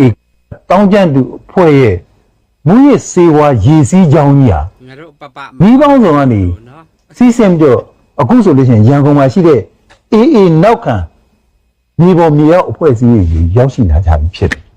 ရန်ကုန်ဦးထွတ်နဲ့လမ်းမှာမင်းတို့ဖမ်းခဲ့တဲ့အေးအေးကဒုဗိုလ်ကြီးဆိုရဲကောင်းရဲသူ့နောက်လိုက်တပ်ဖွဲ့ဝင်တွေရဲမူရစ်စေဝါတွေရဲလက်မဲ့ခဲယမ်းတွေဒါတွေကတက်တည်တွေပဲဖြစ်တယ်လက်ရှိအခြေအနေမှာရန်ကုန်ကနေပြီးတော့ရေချောင်းသုံးပြီးဒီအနောက်ဘက်ဒေသတွေကိုပို့ပေးနေတဲ့မူရစ်စေဝါတွေဟာတိုင်းပြည်ရဲ့လုံခြုံရေးကိုအဓိကချိန်ချောက်နေတာပဲဖြစ်တယ်။အဲ့တော့ဒီနေ့မင်းတို့တပ်ဖွဲ့မှုရုံးထိခေါ်တွေ့ရတဲ့အကြောင်းရင်းကချမ်းပြည်နယ်ကနေပြီးတော့ရခိုင်ဒေသကိုထွက်လာမဲ့မူရစ်စေဝါတွေကိုထိထိရောက်ဟန့်တားနိုင်မှုပဲဖြစ်တယ် အခုသူတို့ပြောတော့တဲ့အထစ်မှာနော်အခုနကဒီဗီဒီယိုထစ်မှာဒီရုပ်ရှင်မင်းသားတွေပြောတော့တဲ့အထစ်မှာဝါဒဖြန့်မှုတွေမှာဘလောက်ထိနော်သိက္ခာရှာပြီးတော့လောက်ထရသလဲဆိုတာကိုပြည်သူတွေမြင်ရတယ်မဟုတ်လားနော်ဒါကတော့ဗျာဒီရုပ်ရှင်မင်းသားတွေနဲ့တော့ဘာမှမဆိုင်ဘူးနော်သူတို့ကတော့ဒီစကမတွေရဲ့ခိုင်းစေမှုအရာသူတို့လောက်ရတာပဲရှိတာသူရဲ့စိတ်ထဲမှာရရှိတဲ့လူတွေလည်းရှိမယ်မရရှိတဲ့လူတွေလည်းရှိမယ်ဒါပေမဲ့သူ့ချန်ထင်းမှာနေတော့သူလှုပ်ရှင်တယ်လို့လှုပ်သူခိုင်းတယ်လို့လှုပ်နေရတဲ့ဘဝတွေပေါ့နော်သူတို့မှာတော့အပြည့်မရှိဘူးလို့ကျွန်တော်ကတော့အဲ့လိုမြင်ပါတယ်သူတို့ကခိုင်းတယ်လို့လှုပ်နေရတဲ့ကြွယ်နေပေါ့နော်ဒါပဲ Another one. မြစ်ဆုံကိစ္စပေါ့နော်မြစ်ဆုံကိစ္စလည်းသူပြောတယ်မြစ်ဆုံကိစ္စတော့ချမ်းမဟုတ်ဘူးမြစ်ဆုံကိစ္စကတော့ကျွန်တော်တို့ဒီမြစ်ဆုံကလုံမှရမယ်မြစ်ဆုံကလုံမှလုံမယ် sorry မြစ်ဆုံကလုံမယ်ကျွန်တော်နိုင်ငံမှာလျှက်စစ်မီလိုအပ်ချက်တွေရှိတယ်ဆိုကြောင်းပြောတယ်လျှက်စစ်မီလိုအပ်ချက်တွေပြင်းထန်တယ်တောင်းနေချီမက်ဂါဝတ်တောင်းနေချီလိုအပ်တယ်ပေါ့ဗျာအဲ့တော့မြစ်ဆုံစီမံကိန်းမှာစီမံကိန်း dam 9ခုရှိတယ်9ခုရှိတယ်9ခုရဲ့အပေါ်ဆုံးကမြင့်ညာမြစ်ဆုံထိပ်ပိုင်းကထိပ်ဆုံးကတစ်ခုဆိုရင်တော့ dam ခုတော့9000ကျော်ရှိတယ်9600လောက်ရှိတယ်မက်ဂါဝတ် total ပေါင်းရင်အဲ့ဒီမြစ်ဆုံစီမံကိန်း dam 9ခုကနေထွက်မှာမက်ဂါဝတ်12000အထက်မှာထွက်တယ်12000အထက်မှာရှိတယ်တိုးတယ်ကျွန်တော်မှအရင်တော့မြင့်ဆုံမြင့်ညာမြန်မာစီမံကိန်းရဲ့ပတ်သက်တဲ့စာအုပ်ကျွန်တော်မှရှိတယ်အဲ့စာအုပ်ကဘယ်ကောင်မှဘာလဲမသိဘူးကျွန်တော်ညီညီမတွေဒီဘက်တွေအဖွဲ့တွေကဘယ်ကောင်မှဘာလဲမသိအဲ့စာအုပ်တော့ပျောက်သွားတယ်ဒါအဲ့စာအုပ်ထဲမှာပြည့်စုံအကုန်ပါတယ်အဲ့စာအုပ်ထဲမှာပါတဲ့အတိုင်းဆိုလို့ရှိရင်မြင့်ဆုံစီမံကိန်းတစ်ခုတည်းမဟုတ်ဘူး project ကျွန်တော်သိခဲ့တဲ့ဟာဆိုရင်မြင့်ဆုံစီမံကိန်းတစ်ခုတည်း project မဟုတ်ဘူးပြီးတော့အဲ့ဒီစီမံကိန်းကနေမြန်မာရနိုင်ကြီးရှိတဲ့အမောင့်ကိုတွက်လိုက်တဲ့အခါမှာဒေါ်လာ54ဘီလီယံလောက်ရှိတယ်ကျွန်တော်အဲ့စာအုပ်မှာကျွန်တော်ဖတ်လိုက်ရတေချာဖတ်လိုက်ရတယ်54ဘီလီယံလောက်ရှိတယ် AR မြင့်ဆုံမြင့်ညာစီမံကိန်းနဲ့ပတ်သက်တဲ့စာအုပ်2022ကထုတ်တာအဲ့စာအုပ်ထဲမှာတေချာကျွန်တော်ဖတ်လိုက်ရတာ54ဘီလီယံလောက်ကျွန်တော်ရအဲ့ဒါနော်မြန်မာကနော်10ရာခိုင်နှုန်းပဲရတာတောင်မှပိုက်ဆံအဲ့လောက်ရှိနော်90ရာခိုင်နှုန်းရတဲ့တရုတ်ကဘယ်လောက်ရှိမလဲခင်ဗျားတို့တော့ကြည့်ပေါ့ညံမင်းခင်စာချုပ်မှာဆိုပြောတာ54ဘီလီယံလောက်ရပြီးတော့အဲ့ဒီစီမံကိန်းအပေါ်မှာမြစ်ကြီးနားမြစ်ဆုံထူးစီဝိုင်းဇုံကြီးတစ်ခုရှိပေါ့စီမံကိန်းတစ်ခုမြို့ပြအိမ်ယာစီမံကိန်းကြီးတစ်ခုရှိတယ်လေစိတ်တွေပါရှယ်လုံးမှာရှိတယ်အဲ့လောက်ကြီးကြီးတယ်စီဝိုင်းဇုံစိုက်ပျိုးရေးဇုံဝင်းပြွေးဇုံကြီးတော့အဲ့အပေါ်မှာတစ်ခုရှိတယ်အဲ့ဒါမှပါမလားတော့ကျွန်တော်မသိဘူးသို့တော့ကျွန်တော်ဖတ်ရတဲ့အဲ့စာအုပ်မှာတော့ share ကိုပြတာအဲ့ report ကြီးမှာတကယ်ကိုဖတ်လိုက်ရတာတေချာဖတ်လိုက်ရတာအဲ့တော့ကျွန်တော်အဲ့စာအုပ်ကိုကျွန်တော်လည်းမနေ့ဘယ်နာပြန်လိုက်မှမသိတော့ဘူးဖြစ်နေဆိုတော့သို့တော့ကျွန်တော်သိရတာအဲ့လောက်ထိဟောပြတယ်ပြီးတော့အဲ့စီမံကိန်းကအားလုံးသိတာဟိုအရင်က3.6 billion လို့ပြောတယ်ဒီ dam က project ကမကဘူးတကယ် total investment ကအဲ့တက်များတယ်အဲ့တက်များတယ်ဆိုတော့မြန်မာကပြောရရင်တော့အဲ့ဒီစာချုပ်က54 billion လောက်ကျွန်တော်ရမယ်တစ်နှစ်ကို billion ကဗျာဒီ project တိုင်းဆိုရင်လက်စစ်တောင်အဲ့ရခင်စာချုပ်တိုင်းဆိုရင်လက်စစ်တောင် 10% က free ကျန်တဲ့နောက်ထပ်ယာရီတို့တစ်ခုကတတ်မှတ်တဲ့ဈေးတစ်ခုနဲ့ဝယ်ပြီးတတ်မှတ်ဈေးဆိုတော့ဒီဇိုးရဈေးတစ်ခုတတ်မှတ်ဈေးဝယ်ပြီးရတယ်ပြီးတော့အခြားအဲ့မှာရတဲ့အခွန်အခတွေပါရင်အကုန်ပေါင်းတို့လည်းအလုံးပေါင်းရင်ကျွန်တော်တို့ကဒီစီမံကိန်းကနေကျွန်တော်တို့ဆုံးရှုံးတာနည်းတယ်250ကြာရင်ကျွန်တော်တို့လက်ထဲအကုန်ပြီးရမယ်250ပြီးရမယ်ပြီးရင်တော့အဲ့ဒီအချိန်မှာ50ဆိုဒီ50နှစ်ပေါင်း50တွင်မှာကျွန်တော်တို့ရမှာနှစ်ပေါင်း50တွင်မှာဘီလီယံကကျွန်တော်တို့အဲ့ဒီ dam တစ်ခုတည်းရတော့ဘီလီယံ50ကျော်ရမယ်သဘောရှိတယ်ပေါ့နော်50ရမယ်သဘောရှိတယ်ကျွန်တော်တွေ့ရတယ်အဲ့တော့ကိုယ့်ဘက်ကတခြားဟာတွေလည်းဟာတွေပေါင်းလိုက်ရင်ဘီလီယံကိုနဲတာမို့ကျွန်တော်ရမယ်လို့ကျွန်တော်အဲ့စာအုပ်တော့မှသိချဖတ်ဖူးတယ်ဒါပေမဲ့ကျွန်တော်ကိန်းကနန်းနေနည်းနည်းလေးဝယ်ဖြစ်နိုင်တယ်သို့တော့အဲ့စာအုပ်ကိုဖတ်ဖူးတဲ့လူတိုင်းဒီ report ကိုကိုင်မှုတွေတွင်သိတယ်နော်သိတယ်အဲ့တော့အဲ့ report ဖတ်ဖူးတဲ့လူတိုင်းသိတယ်ပေါ့နော်ဆိုတော့ဒါစိတ်ဝင်စားဖို့တော်တော်ကောင်းတဲ့ဟာအဲ့တော့ဒီစီမံကိန်းကလုံမယ်ပေါ့နော်အဲ့တော့လူတွေကစိုးရိမ်ကြတယ်ဘာဆိုရင်လဲအဲ့ဒေသမှာလူတွေတချို့စိုးရိမ်နေလူတွေစိုးရိမ်တယ်လို့တော့ပြောတယ်ဒါပေမဲ့လူတွေစိုးရိမ်တာထက်အဲ့လူတွေစိုးရိမ်အောင်လို့ နော်ဒေသခံလူလူစိုးရင်အောင်လို့အပြင်ကနေပြီးတော့ပတ်စံယူပြီးတော့လှုံ့ဆော်နေတဲ့ NGO ဆန်အုပ်စုတွေရှိတယ်အဲ့ဒီအုပ်စုတွေကဒီမြစ်ကြီးနားနဲ့အဲ့အပေါ်မှာမြစ်စုံနားမှာတဝိုက်မှာကျင်လဲကျက်စားပြီးလှုပ်ရှားနေတယ်ဒါပြည်မတဲကိုလာပြီးရန်ကုန်ထဲမှာတော့လာပြီးတော့ဒါသူတို့ campaign မလုပ်ဘူးလို့မပြောနိုင်ဘူးဒီနေ့အချိန်မှာလာပြီးတော့ဟိုခေါ်ပြောပွဲတွေလုပ်တာမျိုးဒါသူတို့သာဟိုတကယ်လို့ဒါဟိုဖြစ်ရင်ဗျာသူတို့ပြောရင်တော့ဟို dam တကယ်စတဲ့အချိန်မှာစပြီးတော့အဲ့မှာသူတို့ကဦးသိန်းစိန်ခက်ကလိုမျိုးအကန့်ကွက်တယ်ကွာဘာညာဆိုပွဲတွေပဲလင်းတို့ဘာလို့ဂီတာတီးပြီးတော့ကန့်ကွက်ပွဲတွေရှင်းဆိုလိုမျိုးနော်ဟိုအဲ့လိုမျိုးလုပ်ကြမယ်လို့မလုပ်ဘူးလို့မပြောနိုင်ဘူးဒီလူတွေဘာလို့အခုမြစ်စုံနာတစ်ဝိုက်မှာတော့သွားပြီးတော့ကန့်ကွက်တယ်ဆန္ဒပြရဲသွားလုပ်နေကြတယ်လူအဲ့ဒေသခံလူထုကိုမစိုးရင်အောင်လို့သူကအဲ့နိုင်ငံတကာပေးတဲ့ပတ်စံနဲ့ NGO တွေပေးတဲ့ပတ်စံနဲ့သူကအဲ့ပတ်စံနဲ့ campaign လုပ်ပြီးတော့လှုံ့ဆော်နေအုပ်စုတက်တစုရှိတယ်အဲ့အတွက်လှုံ့လန့်စိုးရင်ကြတာဒါပေမဲ့တကယ်ဒမ်ကြီးဆောက်လိုက်ရင်အဲ့ဒမ်ကနေရေတွေပြိုပြီးတော့အောက်ကမြို့တွေရွာတွေပျောက်သွားမှလားဆိုတော့မဟုတ်ဘူးကျွန်တော်သိရတဲ့လောက်ကအဲ့လိုမဟုတ်ဘူးကျွန်တော်သိရတဲ့လောက်အဲ့ report တော့2012ကထွက်ခဲ့တဲ့ report ရှိတယ်အဲ့ report တော့အဲ့လိုမဟုတ်ဘူးเนาะဟိုနေ့ကဝီကြီးချုပ်ဥက္ကဋ္ဌနိုင်လည်းပြောရတဲ့အထက်မှာပါတယ်ကျွန်တော်အဲ့ဒါအဲ့ဥက္ကဋ္ဌနိုင်ပြောရတာကိုကျွန်တော်နားထောင်လိုက်တဲ့အချိန်မှာကျွန်တော်သိခဲ့တဲ့ report နဲ့ဥက္ကဋ္ဌနိုင်ပြောရတဲ့မတိုးမရင်ဖြစ်နေတယ်တော်တော်နီးစပ်ဖြစ်တော့ကျွန်တော်ကပို့ပြီးတော့ကိုယ့်ယုံကြည်ချက်ပို့ခိုင်းပါလားဒီဥက္ကဋ္ဌနိုင်တို့လည်းအဲ့ဒီ report ဖတ်ခဲ့ပုံရတယ်နော်ပြီးတော့2000နဲ့ဟိုတော့ကလည်းကျွန်တော်ကိုယ်တိုင်လည်း2017တုန်းကကျွန်တော်ကိုယ်တိုင်လည်းမြစ်စုံမလုပ်တင်ဘူးဆိုတဲ့ဘက်မှာကျွန်တော်ရှိခဲ့ဘူးတယ်ရေးသတင်းတွေရေးခဲ့ဘူးတယ်အခုပေါ်ကျွန်တော်ကိုယ်ဥက္ကဋ္ဌနိုင်လည်းသူဖြစ်ခဲ့ဘူးတယ်လို့သူလည်းပြောတယ်ဒါပေမဲ့နှစ်တွေကြာလာတဲ့အခါကျတော့သူကကျွန်တော်တို့ကလေ့လာတဲ့အခါ report တွေဖတ်အခြေအနေလေ့လာခုနကျွန်တော်ပဲ3 Gorges Dam ကိုကျွန်တော်ရောက်တဲ့အခါအဲ့ဒါတွေမှာကျွန်တော်လေ့လာတဲ့အခါမှာအဖြေကထွက်ကုန်တဲ့အခါကျတော့ကျွန်တော်မှန်းလို့ရပါတယ်မှန်းလို့ရအဲ့တော့ဟိုကဒီစီမံကိန်းကဖြစ်နိုင်ဘူးပြီးတော့ dam ကတစ်ခုပြီးတစ်ခုသူက9ဆင့်ပါဘုံ9ဆင့်လို့ပေါ့ dam 9ဆင့်ဆိုတော့ပထမဆုံး dam အဲ့ dam အကြီးမှာဟိုအထက်အညာဒေသမှာရေတက်လာပြီရေမိုးရွာလို့ရှိရင်မိုးရွာပြီဆိုရေလှိုင်းရလာတယ်ဘယ်လောက်တက်လေးရှိတယ်ဆိုတော့သူကအဲ့အရာကိုလေ့လာထားပြီးသားအဲ့တော့ဟိုကမိုးရွာလို့ရေတိုင်းကျလာမယ့်အချိန်မိုးရေချိန်ပေါ်မူတည်ပြီးတော့ဒီဘက်က dam ကလည်းမိုးမရွာခင်မိုးရေရာသီဥတုကြည့်ပြီးတော့ dam ကနေရေလွှတ်ချတယ်ဒီ dam ရဲ့အမြင့်အထိမရောက်အောင်ရေကိုကြိုလွှတ်ပါတဆင်ချင်းလွှတ်မယ်တဆင်9ဆင့်မှာသူကအဲ့လိုတဆင်ချင်းလွှတ်ပြီးတော့မိုးရေချိန်ကိုတွက်ပြီးတော့မိုးရွာမဲ့အချိန်ကိုတွက်မိုးရွာမဲ့မိုးလေဝသစောင့်ကြည့်ဂျိုရုစနစ်တွေကနေပြီးတော့သူကမိုးရွာနိုင်တဲ့အခြေအနေပေါ်မူတည်ပြီးတော့ခဏလေးနော်အဲ့ဒါမျိုးဗီဒီယိုဖိုင်တွေကိုခင်ဗျားတို့တေချာသိမ်းကြပါနော်တေချာသိမ်းကြပါပြဿနာတက်လာတဲ့အချိန်မှာသူတို့ကိုပြန်ပြဖို့နော်ကျွန်တော်ကတော့နော်မြန်ဆော့ပြမှမြန်တေကြပါလို့ပဲပြောချင်တယ်ဒီနောက်24နိုင်ပြီးမိုးရွာရမယ်ဆိုဒီ24နိုင်ဒီမှာ800 G တွေကိုဖောက်ချထားတာကြီးလုံးပြီးမိုးရွာပြီဆိုတော့အဲ့ဒံပြန်ပြေးသွားမယ်ပြီးပြန်လဲမယ်အဲ့လိုဘုံ90လို့မျိုးသွားတဲ့ပုံစံမျိုးနဲ့သွား rotate လဲမှာအဲ့လိုလည်းဖြစ်လို့တဲ့ခုနရေတွေဒလဟောကြီးဒန်ကျိုးပြီးတော့ဝုန်းနဲ့ဆင်းချလာဖို့ဆိုတာခင်ဗျာမဖြစ်နိုင်တော့ဘူးเนาะဟိုအဲ့ဒါကိုဘာလို့ check dam လို့ခေါ်တယ်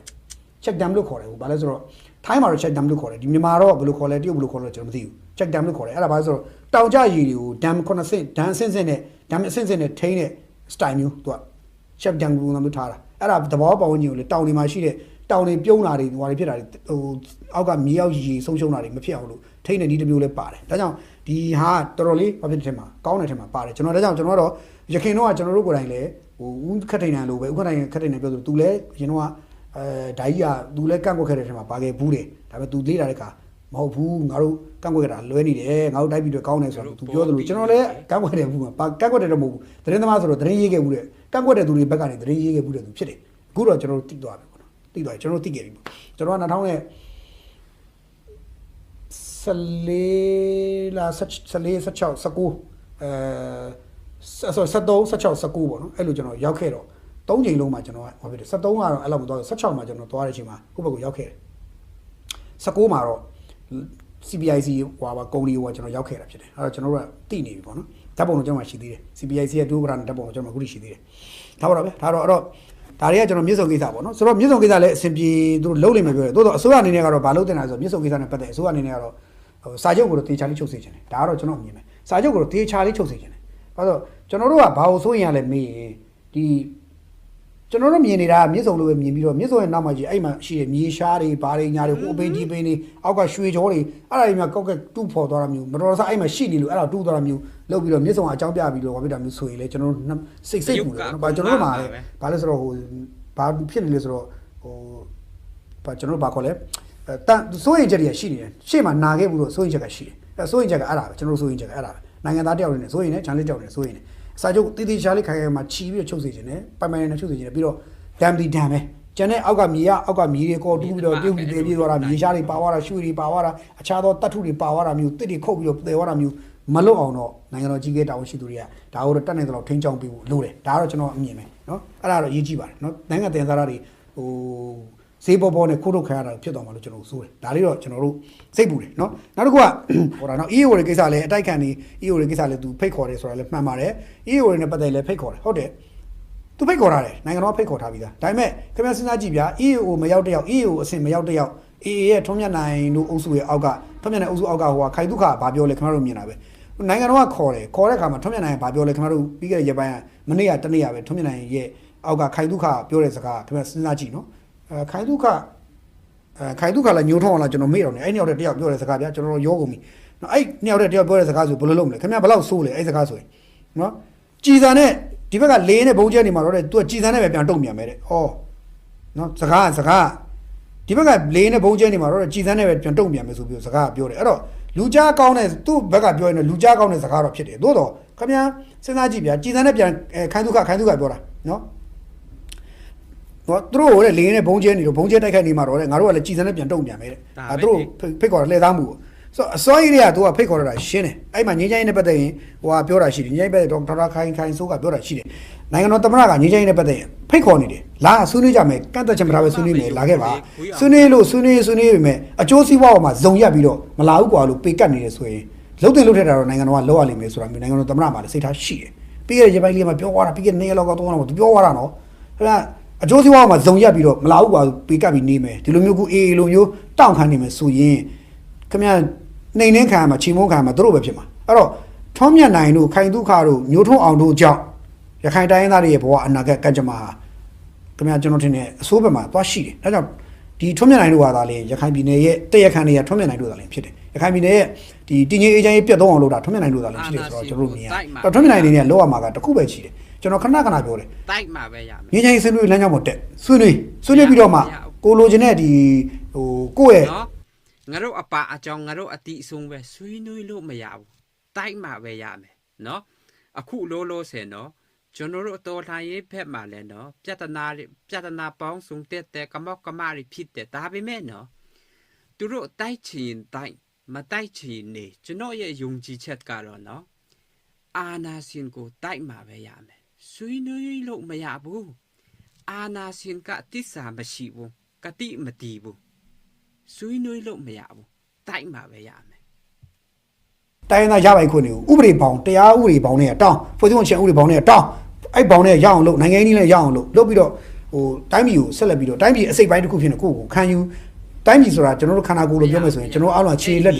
တွေခြေလက်တွေနားတွေညွှတ်တွေမျက်စိတွေပါးစပ်တွေနှာခေါင်းတွေခန္ဓာကိုယ်ဦးတွေအသေးတွေကြောက်ကတ်တွေပေါ့ဗျာခန္ဓာကိုယ်အစိတ်ပိုင်းအခုပြည်သူတွေလက်နဲ့ဂိုင်းတာကဖင်ရားလောက်ဂိုင်းတာမဟုတ်ဘူးနော်အချင်းချင်းသူတို့ဆွေးနွေးတယ်အချင်းချင်းတောင်းဆိုတယ်တနတ်ရှိတဲ့မင်းအောင်လှိုင်ကဘာမှမလုပ်ပေးဘူးပြည်သူကိုကာကွယ်မဲ့တနတ်နဲ့ပြည်သူကိုပြန်တတ်တော့နော်ဘာမှမရှိတဲ့ကျွန်တော်တို့တာမန်ပြည်သူတွေကရှိတာလေးကိုစူးပြီးမှအာနာရှင်ကိုတော်လှန်တာအာနာရှင်ကိုတိုက်မှာပဲရမယ်တိုက်မှာပဲရမယ်ဆွေးနွေးလို့မရဘူးတိုက်မှာပဲရမယ်ခင်ဗျားတို့ကျွန်တော်တူးချင်းစီတဲ့နိုင်ငံတော်အစိတ်ပိုင်းတစုချင်းစီတခုချင်းစီပဲမေ့နေမှာဆိုလို့ခင်ဗျားတို့ကျွန်တော်တခုချင်းစီကလူနိုင်ငံတော်ကလူခန္ဓာကိုယ်လို့တတ်မှတ်ရင်ခင်ဗျားတို့ကျွန်တော်တို့အားလုံးကအဲ့ဒီအစိတ်ပိုင်းတခုချင်းစီဖြစ်နေတယ်အဲ့တော့ခင်ဗျားခန္ဓာကိုယ်မှာလက်တန်းကြီးကမကောင်းပြင်လို့ရရင်ကုလို့ရရင်ကုမှာပေါ့ရတော့မကောင်းဘူးဆိုရတော့ကုမယ်မရရဆိုကြရင်တော့ကင်ဆာဆဲလို့ပြတ်မယ်ဆိုရင်တော့အဲ့လက်တန်းဖြတ်ပြရမှာအဲ့တော့နေထိုင်နေထိခိုက်ကုန်မှာစိုးတယ်ဒါကြောင့်ကျွန်တော်တို့ကကုလို့ရတဲ့မျိုးစူးစမ်းပြီးကုနေတဲ့အချိန်မှာကျွန်တော်တို့ငြိမ်းချမ်းရေးလမ်းကြောင်းပဲကျွန်တော်တို့ဖိတ်ခေါ်တယ်ဒါကတော့အဲ့ဒါကြောင့်ခုတီစဲအစိုးရနဲ့ကျွန်တော်တို့သဘောထားတူညီမှုကပါလဲငြိမ်းချမ်းရေးမှာသဘောထားတူတယ်တည်ငြိမ်ရေးတိုးတက်ရေးမှာသဘောထားတူတယ်ကျန်တဲ့ကိစ္စတွေမှာသဘောထားကွဲလာတာရှိလိမ့်မယ်ဒါမှတူတယ်ကျန်တဲ့ကိစ္စဆိုတာတိုင်းပြည်ရဲ့စင်ရနွမ်းပါမှုတွေဘာညာတွေဒါတွေကတော့သဘောထားကွဲရှိတော့ပဲကိုယ်တိုင်းပြည်ပြည်သူလူစင်ရတာနွမ်းပါတာအဆင်မပြေတာဖြစ်ရင်ကြားရင်တော့ကျွန်တော်တို့လည်းဟိုမီဒီယာတာဝန်ချီအောင်တော့ပြောရတာပေါ့နိုင်ငံတော်ကြီးကတာဝန်ရှိသူကြားအောင်တော့ပြောရတာပေါ့ဒီမှာအောက်မှာပြည်တွေဒုက္ခအောင်နေပြီးခက်နေပြီးလုံးကြအောင်ပါဒါတော့ကျွန်တော်တို့ပြောရမှာတာဝန်ရှိတယ်ဒါပဲကျန်တဲ့နိုင်ငံတော်အဆင့်ကမဟာဗျူဟာချက်ဖြစ်တဲ့နိုင်ငံရေးစီးပွားရေးတည်ငြိမ်ရေးချမ်းရေးကိစ္စတွေကတော့ကျွန်တော်တို့ကသဘောထားတူတူပဲကျန်တဲ့ပြည်သူလူထုကိစ္စတွေမှာလည်းနည်းနည်းကွဲတာအဲ့တော့ EAO တွေကဘာလုပ်ရမလဲဒီလိုငြိမ်းချမ်းရေးလမ်းကြောင်းကိုတက်ရမှာအခုကဘာလဲဆိုတော့မင်းတို့ကဒီလိုပြောရင်ငါတို့တနက်နဲ့ပြန်တုတ်ပြန်မယ်ကွာဆိုတော့ခင်ဗျားသူ့ရဲ့သဘောထားကလက်နက်ကင်ပုံကံမယ်တော်လာမယ်တိုက်ခိုက်မယ်တပ်ဖြတ်မယ်ဒီအချမ်းဖက်လုံရစင်မယ်ဆက်နေမယ်ဆိုလို့ဒီခိုင်ဒုက္ခတို့အုပ်စုကဆုံးဖြတ်ထားပုံရတယ်ပေါ့ဒါကြီးကတော့ကျွန်တော်တို့လက်မခံနိုင်တဲ့ကိစ္စကြီးတစ်ခုတော့ဖြစ်တယ်ပေါ့နော်ဒါကတော့ဟောကိစ္စနောက်တစ်ခုက PDF နဲ့ပတ်သက်ရင်လည်းနိုင်ငံတော်ကဖိတ်ခေါ်တယ် ဖိတ်ခေါ်တယ်အဲ့မှာဟိုဒေါက်တာခိုင်ဆိုရင်ဒါကိုဒါ PDF ဆိုတာကိုညီညီမတွေမောင်နှမတွေပဲမောင်ညီညီမတွေမောင်လေးတွေကိုကိုရွယ်တွေပေါ့နော်ဒါတူမတွေလာကြပါဖိတ်ခေါ်တယ်ဆိုတော့ PDF တွေအယောက်4000ကျော်ဝင်ထားပြီးပြီဝင်ထားပြီးထလည်းဝင်ဖို့လဲရှိသေးတယ်တစ်ချိန်တည်းမှာပဲ तू ကရက်တရာတယ်မဟုတ်ဘူးဒါရက်တရာတယ်မဟုတ်ဘူးရက်တရာရဲ့နောက်ကိုလဲဘယ်ချိန်မဆို PDF တွေအလင်းဝင်မယ်ဆိုလာခဲ့ဖိတ်ခေါ်တယ်ဆိုတာမျိုးထပ်ပြီး PDF တွေနဲ့ပတ်သက်ရင်လဲသူကပြောတယ်နောက်ပညာရေးနဲ့ပတ်သက်ရင်လဲ placement text တွေဖြေထားကြတယ်ပေါ့ဗျာဖြေထားကြတဲ့အတွက်မနေ့ပြန်ဇူလိုင်တရက်နေ့ကျရင် placement test ကအဖြေထွက်မယ်စည်ရင်းသွင်းခဲ့တာလူ3,600ကျော်စည်ရင်းသွင်းခဲ့တယ်တဲ့ placement test ဖြေဖို့3,600သွင်းတယ်3,400ကျော်ကတော့ဝင်ဖြေတယ်အဲ့ထက်မှာ3,000ထက်မနည်းဟာတေချာပေါက် placement test မှာအောင်ပြီးတော့ဒီသူတို့တက်ဆိုင်အတန်းတွေကိုဆက်တက်ခွင့်ရနိုင်ကြီးရှိတယ်ဆိုတာမျိုးတွေလည်းသူတို့ပြောတာတွေ့ရတယ်ပေါ့နော်ဆိုတော့ဒါသူ့ရဲ့ဒီအစောပိုင်းပြောချက်ချက်လေးပေါ့နောက်တစ်ခုကဘာလဲဆိုတော့ဒီရင်းချင်းဖိတ်ခေါ်မှုပေါ့နော်ဖိတ်ခေါ်မှုကပြီးသွားပြီအဲ့တော့အာဆီယံစည်းဝေးကိစ္စလည်းသူပြောတယ်အာဆီယံစည်းဝေးကိစ္စဆိုတာချမ်းမဟုတ်ဘူးအာဆီယံစည်းဝေးကိစ္စမှာဟိုမီဒီယာရဲ့မေးတာပေါ့တချို့မီဒီယာမေးတာပေါ့အာဆီယံ summit ကတက်မှာလားပေါ့နော်မြန်မာခေါင်းဆောင်တွေတက်မှာလားဆိုတော့ဟိုကပြန်ပြောတယ်ဖိတ်မှာလားတဲ့ဆိုတော့ဖိတ်မှာလားတဲ့ဆိုတော့ဟိုဒေါက်တာခိုင်ဆိုးကကျွန်တော်နောက်ဆုံးတွေ့တော့ညွှန်ချုပ်ဘဝတုန်းကသူကဟိုတိကျပြတ်သားတဲ့မျိုးစုံမျိုးပါတယ်စကားပြောရင်ပြတ်တယ်ခက်ပြတ်ပြောလို့ရှိတဲ့မျိုးစုံပါတယ်သူကြည့်ရတယ်လေပြတ်သားတယ်ခက်ပြတ်ပြောရတဲ့မှာပါတယ်ဒါပေမဲ့ဒီစဉ်းစားရှင်တို့မှာကြာသူ့ရဲ့ဟိုပါပြတ်သားတဲ့ပြတ်သားပြောတဲ့ဟိုသူတက်တက်လေးတက်နိုင်လို့သူ့ရဲ့ဟိုချထားတဲ့ပုံပြောကြားတယ်တွေ့ရတယ်သူ့ရဲ့ဟိုပေါ့ပုံမှန်ပြောနေကြပုံစံကိုချပြီးတော့သူတက်နိုင်တဲ့လောက်ဟိုပလဲနန်တဲ့ပြောင်းလိုက်ပြောနေတွေ့ရတယ်ပြောရင်တော့ပြောနေကြပုံစံတိုင်းမဟုတ်ဘူးနည်းနည်းသူ့တုံးနဲ့ရှော့ပြီးတွေ့တယ်အခုနကပြောအာဆီယံနိုင်ငံတွေကအဲ့လိုတက်မှလာပြီးတော့တက်မှလာဆိုတော့မင်းနဲ့ဖိတ်မှလာလို့ပြန်မေးပြစီဆိုတော့သူပြန်ပြောတယ်ဆိုတော့ဟိုတက်မှလာမေးအောင်သူတို့ကဖိတ်လို့လားလို့ဒီလိုပြောလို့ရပြီမဲ့ဖိတ်မှလာလို့မေးပြစီဆိုတော့သူကအဲ့လိုစကလုံးတွေကစားတုံးတွေကိုသူချထားတာတွေ့ရတယ်နောက်တစ်ခုကဒီမြန်မာအစိုးရကတော့အာဆီယံရဲ့ဒီတွားနေတဲ့ flow right အကုန်လုံးမှာဘာမှဆန့်ကျင်တာမရှိဘူးကြိုက်တဲ့ flow လာခဲ့မဆန့်ကျင်ဘူးသူတို့ကနိုင်ငံရေးအရာယူထားသောတာဝန်မဟုတ်သောပုဂ္ဂိုလ်နိုင်ငံရေးတာဝန်မဟုတ်သောပုဂ္ဂိုလ်ကိုလွှတ်ပါဆိုလဲ DG အဆင့်နေအတွင်းအဆင့်နေလွှတ်ပေးလိုက်တယ်မဟုတ်ဘူးဘယ်သူမှမတက်နဲ့ဆိုလဲမလွှတ်ဘူးโอเคတယောက်တက်ပါဘယ်သူတက်ပါဆိုတက်လွှတ်တယ်သူပြောချင်တာရှင်းရှင်းလေးပဲသူတို့ကတော့မင်းတို့ဖိတ်လဲတက်တယ်မဖိတ်လဲမတက်ဘူးငါတို့ကတော့အာဆီယံရဲ့ဝါတွေကနေဟိုပရိညင်ငါတို့ကမချိုးပါဘူးဟိုအဲ့အာဆီယံတက်မှတ်ချက်တွေဟိုတွေ5 consensus တွေအခြားဒီပရိညင်တွေမချိုးပါဘူးငါတို့ကတော့ဒီတိုင်းပဲဖိတ်တက်တယ်မဖိတ်မတက်ဘူးဖိတ်မှလားဖိတ်တက်မယ်ဒါပဲ तू ကရှင်းရှင်းလေးပဲသူ့မူကတော့ဖိတ်တက်မယ်ဒါပဲအဲ့တော့ဒါလည်းတမျိုးတော့မှန်တယ်တချို့ကတော့ဖိတ်တက်မယ်ဆိုတော့ဈေးမပေါ်ဘူးလားပေါ့မဟုတ်ဘူးဈေးမပေါ်ဘူးလားပြောရင်မှန်တော့မှန်တယ်ဖိတ်တက်မယ်ဆိုတော့ဟိုတက်ချင်လို့အရင်အသေးတန်ဖိတ်မှလားလို့မင်းနေပါတယ်တချို့ပြောလိမ့်မယ်မဟုတ်ဘူးဗျဒီလိုမပြောလို့ तू ကမင်းတို့မဖိတ်ငါမတက်ဘူးကွာဆိုတော့မိုက်ကြီးခွက်လို့မရဘူးလေဒါကကြတော့တန်တမန်ရေးရကိစ္စကျွန်တော်တို့အရသာတန်တမန်ရေးရစိတ်ဝင်စားဘူးမိုက်ကြီးခွက်လို့ရရင်မယ်သူတို့ကတန်တမန်ရေးရကိစ္စမှာတခွန်းဆိုတခွန်းမှားလို့မရတဲ့သူဆိုတော့သူတို့ကတော့ဒီလိုထိန်းပြောရတာကျွန်တော်တို့အရသာကြတော့မင်းတို့ကကွာငါမင်းတို့မဖိတ်တာငါတို့ကဘာကိစ္စတက်မှာလဲကွာမင်းတို့ဖိတ်မှာတော့မဖိတ်တော့ငါဘာလို့တက်မှာလဲကွာမင်းတို့ဖိတ်တက်မှာဖိတ်မတက်ဘူးဖိတ်တက်ချင်တယ်မတက်ချင်တယ်ကွာမဖိတ်လေကွာကိုကကျွန်တော်တို့ကရသာလူမိုက်လူပြောလို့ရပြီမယ်သူတို့ကတန်တမန်နေနိုင်ငံတော်အဆင့်ပုဂ္ဂိုလ်တွေဖြစ်တယ်ပြီးတော့သူကဒီတာဝန်ယူထားတာနိုင်ငံတော်သမ္မတရဲ့ပြောရေးဆိုခွင့်ရှိသူတာဝန်ယူထားတာသူစကားတန်တစ်လုံးက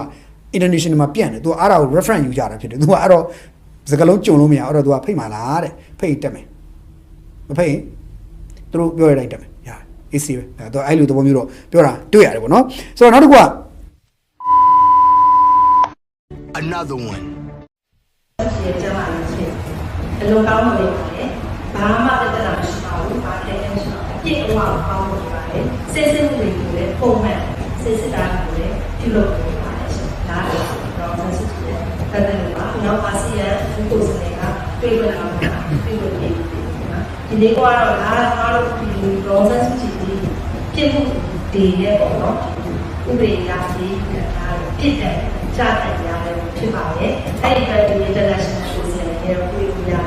ပြည်တယ်ကြားခံပြီးသွားတဲ့အချိန်ကြားတယ်လားဒါကတွေ့ကြရတယ်ရတယ်အခုချိန်ကတော့ပြည်တယ်ကြားခံပြီးဖြစ်တဲ့တွေ့ကြရပါတယ်ဒါပေမဲ့နောက်တစ်ခုက